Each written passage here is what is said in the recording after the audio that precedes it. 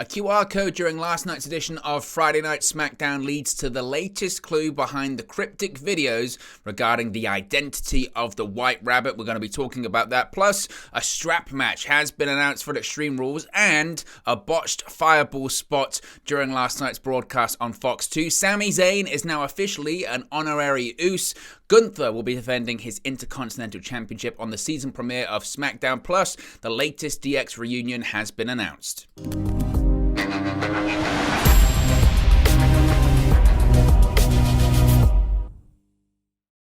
Hey guys, welcome back to Wrest News 365. Hope everyone is doing very well. As always, there are plenty of news stories to get into in the world of World Wrestling Entertainment, especially after last night's edition of Friday Night SmackDown on Fox. And of course, the White Rabbit is still what everyone's talking about in WWE. We actually did a breakdown yesterday about the latest video, the latest clues, maybe more clues, new merchandise, possibly hints behind the actual reveal of who indeed could be the person behind the White Rabbit videos. Who is the White Rabbit? Is it Bray Wyatt? Is it the return of the Fiend? Is it Karrion Kross? Is it something else? What is it? We broke all of it down in yesterday's video, but we have some updates when it comes to the White Rabbit and what they did specifically during the broadcast of SmackDown on Fox last night. So let's get straight into this one here, because a QR code during SmackDown has led to a new White Rabbit clue. Now, settle in, guys. It's that time again. This week's SmackDown saw Hit Row host a backstage party. Now, not long after the party started, the Street Profits came into view and partied with Hit Row. But it's not the party that people are talking about. It's not Hit Row people are talking about. It's not the Street Profits that people are talking about. While Hit Row and the Street Profits were enjoying themselves, eagle-eyed fans spotted a QR code briefly flash inside a monitor in the background. You can see it on the screen right there. Now, a QR code was also spotted during another party segment later on in the show. Now, the QR code took fans who scanned it to a simple online maze. This is the same maze we spoke about and broke down yesterday, featuring a White Rabbit. Now, those who successfully reached the end of the maze were treated to a new clue in WWE's ongoing viral mystery. The closing image featured a White Rabbit, coordinates, and the word patricide. Now, this wasn't actually the same word that we saw yesterday, because yesterday when that video was put on WWE's website, and it would appear that WWE accidentally uploaded it too quickly, which I'm sure those in WWE might not have been thrilled about at the time, but now looking back on it, people were actually buzzing heading into SmackDown even more, because it kind of, not that the White Rabbit stuff had simmered down, but a lot happens in 5 days between Raw and SmackDown, and maybe it being uploaded a little bit earlier got people talking and got people tuning in. We'll have to wait and see what the ratings say for SmackDown on Friday. But as I mentioned, once you got through the door, you got the coordinates and the word patricide. Now, the coordinates, as we spoke about yesterday, actually point to Rogers Place in Edmonton, Alberta, Canada. Of course, that is the very same venue for Monday's edition of Raw from that very same arena. Now, patricide actually means the killing of one's father. Now, of course, Bray Wyatt's father, the Fiend's father, is none other than IRS. So let's not hope anything bad happens to IRS, but take from that what you will. Now, the latest breadcrumbs left by WWE, of course, are similar to what fans saw on this past Monday's episode of Raw. A QR code led to a video featuring the mysterious White Rabbit and a game of Hangman, this time featuring the clue who killed the world, and the answer was you did. Now, to wrap up the mystery so far, over the last week or so, fans in attendance at Raw and SmackDown and WWE live events have heard the song White Rabbit by Jefferson Airplane play over the speakers, accompanied by brooding red light. However, it must be said this hasn't happened during any of the broadcasts, because during Raw and SmackDown, this happened during commercial breaks, including last night. We got, once again, this song play, White Rabbit by Jefferson Airplane, and the red lights, but nothing followed that. Now, many fans, of course, are assuming that this is all leading to Bray Wyatt's return to WWE. It is believed by many that Wyatt will be revealed as the man behind the White Rabbit. Wyatt, of course, has played his part in teasing fans on social media. If we trace Wyatt's career all the way back to his Florida Championship Wrestling days, he did indeed say he killed his father in a promo. For now, we will have to wait and see what Monday Night Raw brings us, if it's going to be the reveal, if it's going to be the latest clue. Given how this is going, I would suggest it's most likely going to be the latest clue and not a reveal. I expect the White Rabbit to be revealed possibly at Extreme Rules, possibly at Crown Jewel.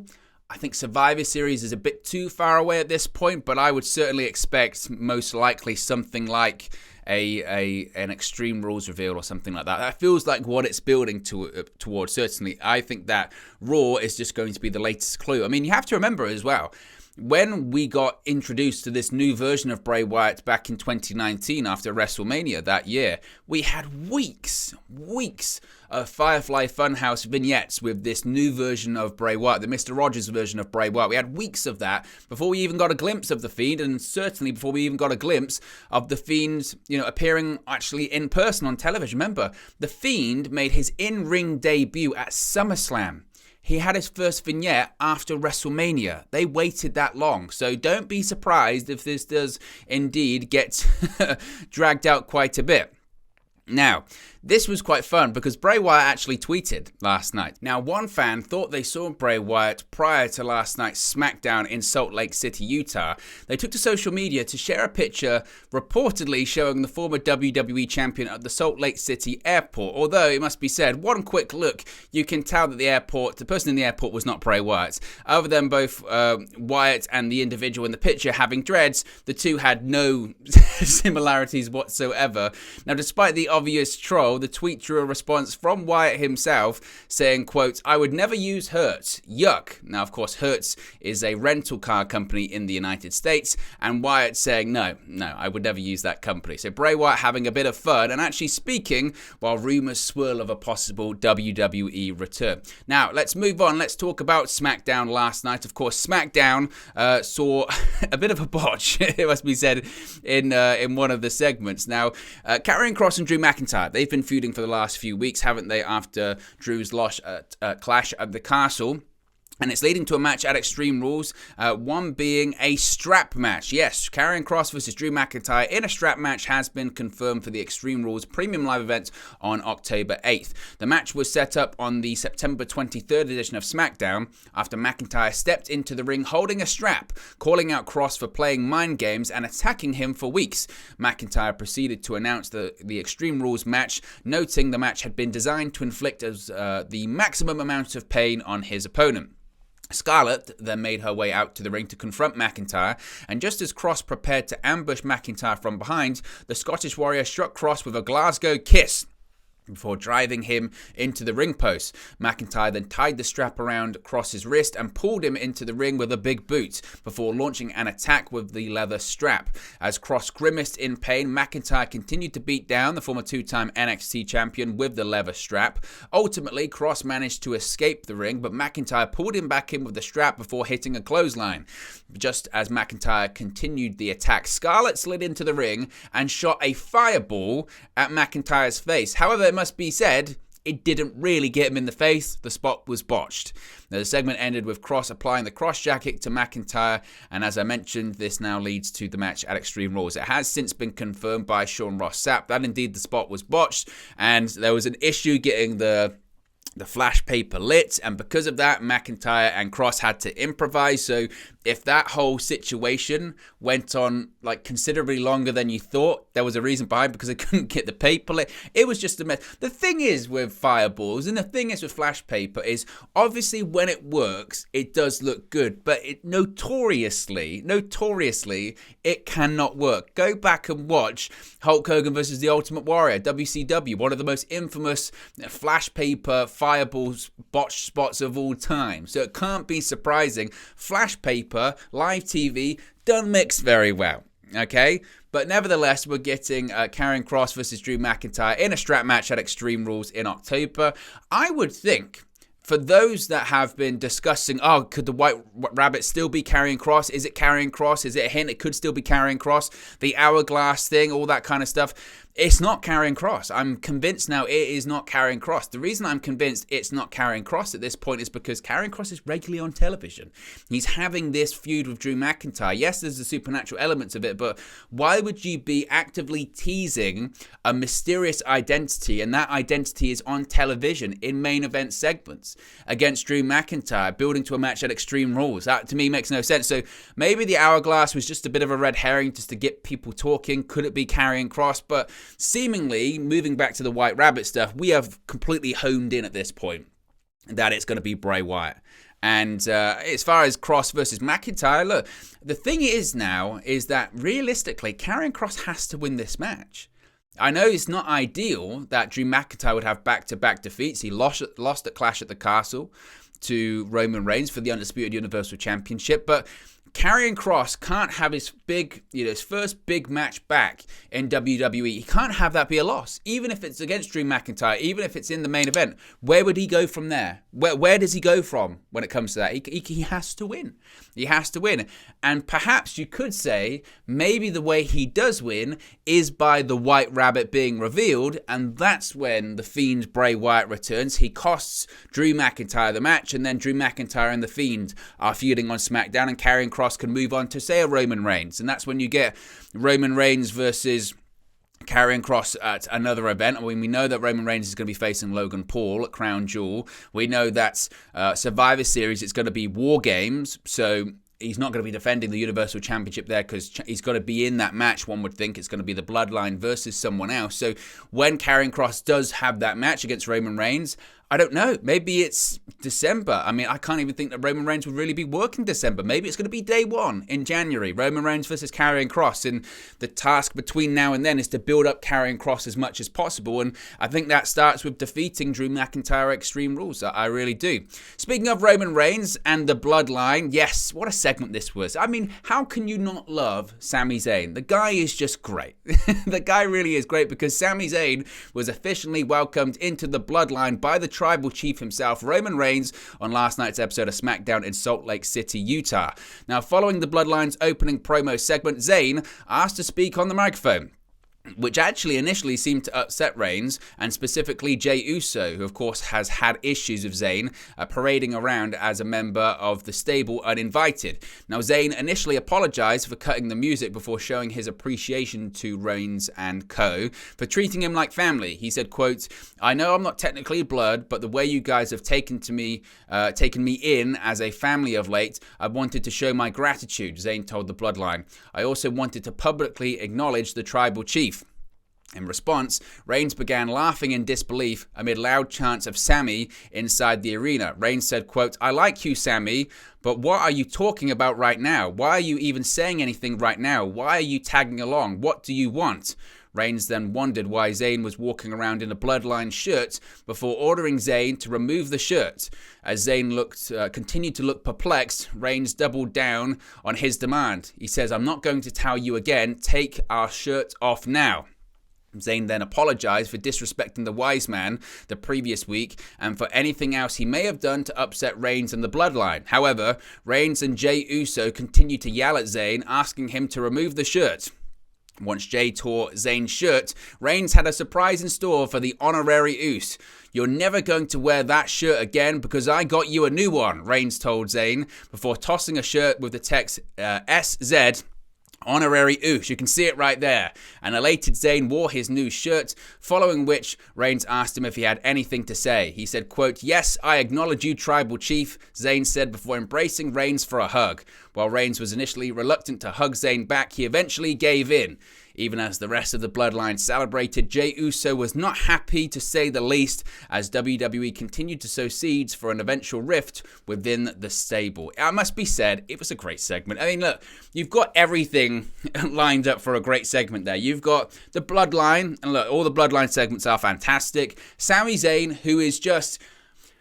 It can't be said or overstated how entertaining Sami Zayn is. I understand that he's over the top. I understand that, you know, when the stuff he does is largely comedic, and people can say, well, Owen, funny doesn't draw money. That is BS. Funny does absolutely draw money because funny gets you over. The hardest thing to do is to make people genuinely laugh, especially in the world of pro wrestling. If you can be entertaining, if you can be funny, and on top of that, we know Sami Zayn can work. We know how great he is in the ring.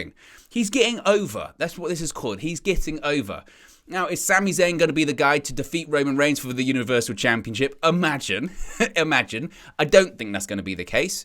But as I said before, I think what is going to happen is the tag team that is going to defeat the Usos for the undisputed WWE Tag Team Championships is going to be Sami Zayn, and it's going to be Kevin Owens. I truly believe that. Those seeds were planted a long time ago with Kevin Owens and Sami Zayn on Raw, I believe it was. And eventually, the Bloodline or Jey Uso or whoever will turn on Sami Zayn and kick him out of the group for embarrassing the Bloodline or whatever. It will lead to Kevin Owens rescuing his best friend. You'll have Zayn and Owens versus the Usos, and they will be the ones to win the Tag Team Championships. And maybe, you never know how big this could get. Maybe it does lead to Sami Zayn versus Roman Reigns for the Undisputed Universal Championship. Again, I don't think Sami Zayn wins that match, but Sami Zayn wrestling for the Universal Championship in a main event of a pay-per-view, man, does this guy deserve it. Man, does he deserve it. So here's hoping. Here's hoping that will happen. But a tremendous segment, and just everything involving Sami Zayn is just pure entertainment. You can't beat it. You really can't. Speaking of championships, we've got a really, really big match announced for the season premiere of Friday Night SmackDown. WWE recently took to social media that SmackDown season premiere on October 7 will see Sheamus versus Gunther have a rematch from Clash at the Castle. This means Sheamus will have one more chance for the Intercontinental Championship and one more shot at becoming a Grand Slam champion. Obviously, I'm very, very excited for this. This was, in my opinion, the match of the night, one of the matches of the year, certainly a match of the night, Clash at the Castle, one of the matches of the year, certainly. Will it be as good? Chances are no, honestly, and that's not me being a Debbie Downer or anything like that. That's just me saying that the crowd that night really took that match from what was I hate star ratings, but let's say a 4.5 star match. That's what, just the little bit on top that made it a 5-star match. And TV, you're going to get commercial breaks, and you're not going to have that crowd that you had in Cardiff at Clash at the Castle. So it's not going to be, that match, but it's still going to be tremendous. And I hope they give it enough time. I really do. That match at Clash at the Castle went like 20, 25 minutes, maybe that. I don't know if he'll get that amount of time. Television, as I mentioned, commercial breaks. But logically, you would say Sheamus wins this match. Becomes Grand Slam champion, wins every championship there is to win in WWE, and credit to him. He's absolutely earned it, and credit to Gunther as well, because this is what the Intercontinental Championship should be. An Intercontinental Championship match is announced for the season premiere of SmackDown, and hopefully it's the main event, and you can go, oh, that is a match I'm looking forward to again. The Intercontinental Championship feels like suddenly it means something once again. It's not just a secondary title, it's a title that means something. And that's credit to Gunther, that's credit to Sheamus, that's credit to Triple H. So very excited to see that. Speaking of Triple H as well, we have the latest DX reunion being announced. DX is going to reunite once again, marking the group's 25th anniversary. 25 years, my goodness. A special appearance of some kind appears to be in order for the upcoming Monday Night Raw on October 10th, which will emanate from the Barclays Center in Brooklyn, New York. As of right now, it's unclear as to which members of DX will be in attendance. Safe bet, of course, Triple H and Shawn Michaels. I mean, you would possibly think Road Dogg is back with the company right now. Sean Waltman, X-Pac probably there. Billy Gunn, of course, is with AEW, so I don't know how realistic that will be. It might just be the two of them, because, of course, it was, it was 4 initially. It was Triple H, Shawn Michaels, Rick Rude, and Chyna. Unfortunately, Rude and Chyna are no longer with us. So, I had the same reaction that a lot of people did when I first saw it. If we're going to have a DX reunion, you go, another one? Because in the 25 years that they've been around, we have probably had 25 million DX reunions. I mean, obviously they were around for a long period of time, but even after both men's careers have wound up, we've had, how many DX reunions have we had? We've had so many just in the last 5 years. It feels like we get one a year. So I know, but 25 years, look, you have to celebrate, and we'll see what they do for that. And I'm sure it'll be a big draw for Raw as well. It'll be good in the ratings. Monday Night Raw, Brooklyn, New York, Barclays Center, DX. I mean, that's going to be interesting, especially obviously with Triple H being in charge. How self-gratuitous is it going to be? That's going to be interesting as well. So there you go, guys. That's the latest WWE news stories. Let me know your thoughts in the comment section below. Be sure to smash a like on the like button. Be sure to subscribe, bottom right-hand corner, and I'll speak to you again very, very soon. Hey guys, thank you for watching, listening, streaming, or however you come across this video today. Be sure to click on the video on the right there to watch our next video, or click the bottom there to subscribe, or the bottom right hand corner. Thank you very much, and I'll speak to you again very soon.